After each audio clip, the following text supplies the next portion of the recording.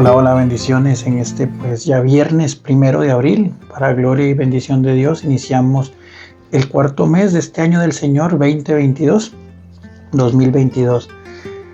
Como decíamos en las últimas reflexiones, hemos venido trabajando algunos capítulos del texto de Juan. Y Juan tiene una particularidad muy rica, que es la profundidad de sus contextos, la profundidad de cómo presenta la figura de Cristo.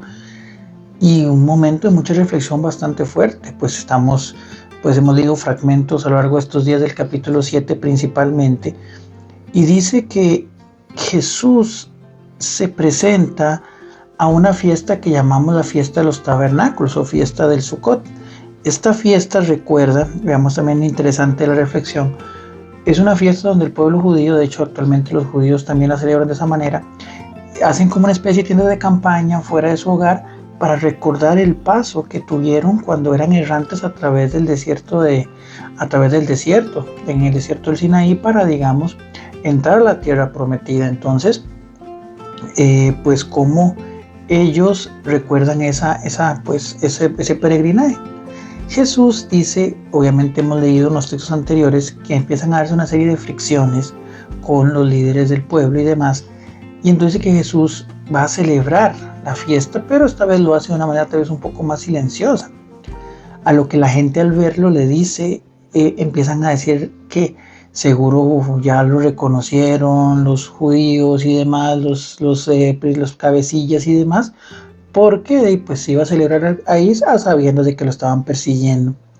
Y bueno, aquí nos entra la primera de las actitudes cristianas importantes, que es justamente nuestra posición ante el miedo, ante la persecución. Jesús se presenta a sabiendas de que muchas veces no va a ser recibido de la mejor manera, pero él, como decía que en aquel bello relato de Lucas cuando tenía 12 años, él se interesa de las cosas de su Padre. Entonces Jesús practica la fe, recuerda ese caminar que tuvieron nuestros padres en la fe, el pueblo de Israel, pero él siempre firme a su misión. Y entonces hay otra expresión muy interesante que viene también, o que dicen pues justamente los judíos, porque dicen, parece que el pueblo, parece que los cabecillas han aceptado que es el Mesías, pero nosotros sabemos de dónde viene él, y el Mesías no se sabe de dónde vendrá. Entonces aquí entra una realidad. Hablábamos, por ejemplo, del caso del paralítico de la piscina de Betesda, donde decía que él no daba testimonio de Jesús, sino que él, ante la persecución y ante el llamado de los judíos de por qué estaba cargando su camilla el día sábado, él decía, fue que él me dijo. Ayer hablábamos un poco sobre el tema de ser testigos, del tema del ser testimonio. Y hoy Jesús dice otra realidad muy importante. Jesús es enviado por aquel que es el veraz, por aquel que es el verdadero. Entonces se levanta un nivel más fuerte, porque no se trata únicamente de ser testigos o de decir o de afirmar que Jesús es el Hijo de Dios, sino entender que lo que Jesús enseña, lo que Jesús nos comparte, es verdad, y que es el único camino para verdaderamente lograr la santidad. En estas realidades actuales tenemos que ser muy claros. Se han venido metiendo muchas ideas, inclusive, ¿por qué no llamarlo? Temas que podíamos rozar casi que la herejía. Se ha querido distorsionar la figura de Cristo, se le ha querido quitar su valor histórico, su valor divino, se ha querido distorsionar los mensajes y enseñanzas de Dios, el Evangelio. Se ha querido hacer un licuado de la fe cristiana con un montón de prácticas que lejos de la verdadera realidad de la fe. Entonces aquí es donde entra que es cierto, tenemos que aprender a ser testigos, pero ser testigos de la verdad. No es ser testigos de las cosas que Jesús y yo en esta parte. Y para entender ser testigos de la verdad es entender que la verdad no hay verdad, no existen verdades a medias.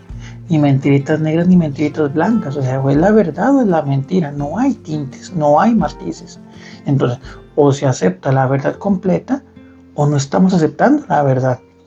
Y aquí es donde entra pues justamente esa fricción tan fuerte o esa fricción que tiene Jesús justamente con los cabecillas, principalmente el pueblo de Israel, porque ellos tienen un entender de la verdad que no es la que Dios envía a través de Jesucristo. Y a veces nosotros también pues hemos querido ir adecuando las verdades del Evangelio a las situaciones temporales y al final del camino pues no hay una radicalidad evangélica, sino todo lo contrario. Hay un evangelio más laxo, un evangelio más adecuado, un evangelio más suave, un evangelio más que ha perdido hasta su fuerza y su capacidad de convertir a las personas. ¿Por qué? Porque todo es lo mismo, porque todo es muy relativo, porque eso aplicaba hace muchos años, pero ya actualmente no. Y entonces ahí es donde vamos perdiendo la veracidad de nuestro testimonio. No se trata de querernos darnos un auge o una esencia de perfección, porque verdaderamente todos podemos equivocarnos. Cada día que nos levantamos es una lucha para poder ser verdaderamente perseguidores de la santidad, pero entender que el camino de la santidad no hay atajos, que para llegar al cielo no hay caminos cortos o caminos más suaves. Si el mismo Jesús acabamos de ver, le toca vivir su mensaje, le toca evangelizar y con ello siempre tener peligro de persecución, peligros de señalamientos, peligros de humillaciones. Entonces, pero al final lo importante es la verdad y la verdad es una sola y no es algo que entra en democracia, no es algo que podemos definirlo por un consenso de mayorías, sino es aquello que viene de Dios. Entonces pidamos al Señor verdaderamente la gracia de poder reconocerle en su función sobrenatural como Hijo de Dios que viene a marcarnos el camino a la santificación, marcarnos el camino a la verdad y sigamos esa verdad que es solamente Cristo. Cristo aquel que dijo que era verdad y vida, camino, verdad y vida. Que este mes de abril sea de muchas bendiciones y seguimos firmes en nuestro camino hacia la Pascua.